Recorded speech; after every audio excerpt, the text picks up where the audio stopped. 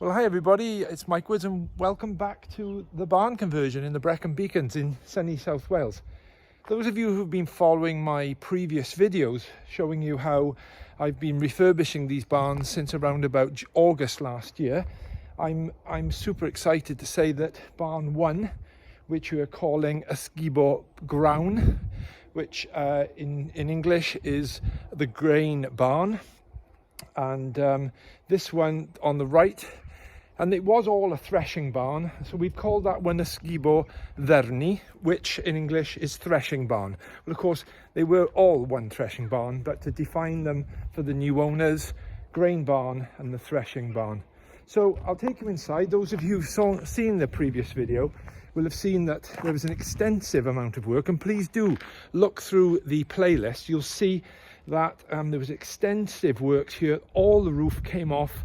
We were left with the original A-frames, which were the feature. They were the feature of the whole thing, really. The large openings are all existing, and we've put oak screens and doors in now. This area here, the annex, this was the original bull's room down here, that doorway. All of these openings are original. I must admit that is a new window, but that's part of the planning permission that was granted. So I just have ultra pleasure in taking you inside today. It's a credit to the guys who have done the work. The attention to detail. Originally there was just an opening there, like a hayloft. We've obviously formalised it by putting a proper door and window. The guys have gone to the trouble of scarfing in and cutting around the stonework to get all the feature right. We will be putting a little bit of sealant in here, but the wall inside stops here, in all honesty. That is just a cover piece, but you can see the attention to detail the guys have done. If I take you inside, these are the original A-frames, 180 years old, there or thereabouts. The purlins you see, which are the horizontal members there, they are all new, as are the rafters in between. That's all new, but you can't see that. The original arrow slits, which you could see from the outside, we've now formalised these with, obviously, with windows, and we've got these traditional style openers in there, so for ventilation, because of course for building regulations you need natural ventilation, and you can't really rely on doors to be open for natural ventilation. So we've got a number of windows around the barn here which are providing cross flow ventilation. Open plan living, so here's my lounge, open plan diner, kitchen in the corner there. We've used a very good quality pan painted kitchen, and I've just gone a relatively plain, nothing too modern, quartz worktop, and done by a local firm. So in the early days, I think when I was talking you through my ideas, when this was just an empty space, an empty barn with original earth on the floor here with cobblestones, stairway was going to be in that corner as it is. And I was explaining that we would go left and right into a space up there, which is a single bedroom, which I'll take up into middle in a minute, and a double bedroom over here. If I take you through into this space, we've got a utility room here tucked away, just a basic facility to keep the washing. I haven't put a sink in here. From my personal experience, I find that I'm not a lady, and I might get a number of ladies here now saying, yes, I need a sink. But I found in a lot of properties that I've designed over the years, people don't use sinks. They never get used. So it's a washing machine space and maybe a laundry room. Of course, you're going to extract a fan there.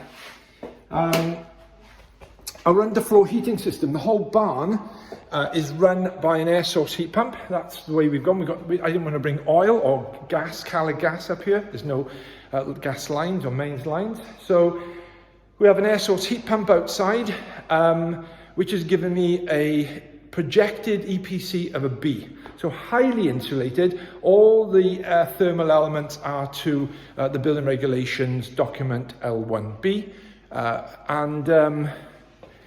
This is my underfloor heating manifold, which is flowing very nicely. And my builder, we have viewings tomorrow. We're up for sale and we have viewings. So my builder has put the heating on, and we're currently showing in excess of 21 degrees in here. It's actually boiling in here, but we've got a lovely day as well. So if I take you through into the annex, which I said from the outside here was the bull's room. So this is a bedroom, and what we've done here is put the original beams back in. And here's the thing, and here's the reality. This beam was an original beam. We took it out and we brought it back in and just put it in for cosmetic. And even though that beam and that beam are more or less in the same place, and there was a floor spanning over here, just a lightweight floor, with the heating, this beam has dried out to such a point where it's dropped, and you can see a gap there. Now that was flush. When we built it in, it was flush all the way along, and it's dropped. And the sad thing is that obviously we didn't know that was going to happen. And the sad thing is we're going to have to chop that out, because the reality is that might keep moving downwards. We don't think it'll fail, as in snap, because it's a substantial bit of timber. But it's going to keep moving. And we filled it once with foam, and then we've tried sort of decorating it with a colour. But the reality of it is that it keeps moving. And from a point of view of somebody who's going to buy this place, they're going to be calling me back forever and a day saying, this is cracking, this is cracking. So that's no good for me, and it's no good for the homeowners, and they have pride in their new house. So regretfully, we're going to cut that beam out and just have a normal flat ceiling. That one's fine because it goes through this partition into the ensuite, and that's not moved at all. As you can see, it's very tight up there. So I'm 25 degrees in here at the moment because we've had the heating on to dry the place out. There's my ensuite. Hi, there's me. Obviously we've gone for this wall boarding here rather than tiles. I've used this product in my own property. It's an aqua panel, very easy to keep clean. This one's called Luna Stone. So rather than just have a plain grey or a marble effect, I've gone for this stone because it sort of reflects what's going on the outside of the building. And I like it, and I'm hoping that whoever buys the barns will like it as well. Shower bath, basin and toilet. So that's that in here. What I'll do is take you outside around the back. Super proud and pleased of the way this has turned out. I mean, I've spent a lot of time in this place when it was just a shell, and it's been months and months of watching it coming together. And the lighting, I had this idea that I wanted this sort of antique lighting, and these cables are 2.5 meters long. It came as a one pendant set. It's called a jailhouse set. Antique cabling. I've gone for these antique bulbs which didn't come with the fittings, and I've wrapped them around the beams, as you can see, to give it this sort of droop. I tried it in a line and it looked a bit flat. Excuse the pun. It looked a bit flat, as in it wasn't very attractive. So we just decided to just bind them around and give it that feel, and it just worked out really well. I'm super pleased. This is the farmyard. I'd say those of you who've seen the early videos, and if you haven't, have a look through and you can see what's going on. But this is the original farmyard. In fact, this building here we've dated back to 1351, which is incredible, really. And these are the views that we've got from the barns here. So sort of domestic sized gardens, nothing, not a barn set in multiple acres. Lot of work, restoration work on this annex that we've just been in, which is the bull's room and that bedroom above. The black things on the wall, if you're interested, they're bat boxes. Part of the planning permission is that we had to put bat boxes on.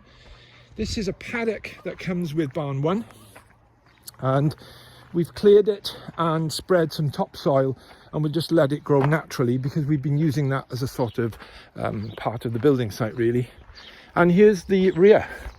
There's the elevation we've got from the rear elevation, the view. So there's my air source heat pump.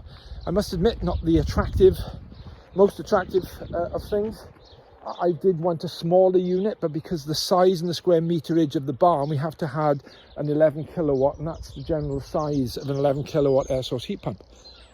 We can't really box it in because it needs air to flow around to draw through to create the heat that it does. But so it is what it is, and you know, it's round the back. We sited it round the back. So that's where we are. We've fenced off this. This is the sort of track which takes us through to the farm. It's not a working farm. It's only for sheep and storage. And there you are. So I hope you found that interesting. By all means, as I say, have a look at the previous videos. And any questions, as normal, please ask. It's been an emotional journey, I must admit, restoring this barn, 180 years old. Really taking it right back. We've sandblasted the stone, we've repointed it, and if you're interested to know, you can see we haven't, it doesn't look grey sand and cement. That's because originally the rear elevation we have not repointed. We've repointed the front and the sides. The rear elevation of the original pointing was used with earth, and that would have been the original. The natural colour of the earth in this region, in the Brecon Beacons in South Wales, is a red earth. And they would have used that as part of the mortar. So I've tried replicating that by using red sand instead of just using sand and cement grey. So red sand with some lime to let the stonework breathe. My builder wasn't convinced at the time. He didn't think it looked good, but it's now settling down. It's weathering a little bit. This has been recently pointed. You might see it's a bit pinker than that elevation. That's starting to fade back now, and in a year or two it'll weather and it'll be nearly like the original. Obviously the original on the rear is 180 years old, so there you go. But there we are. Any questions, by all means ask. Nice to share this with you, and we're on the market for sale now, and we're looking forward to a number of viewings tomorrow, Saturday. All the very best. Bye bye.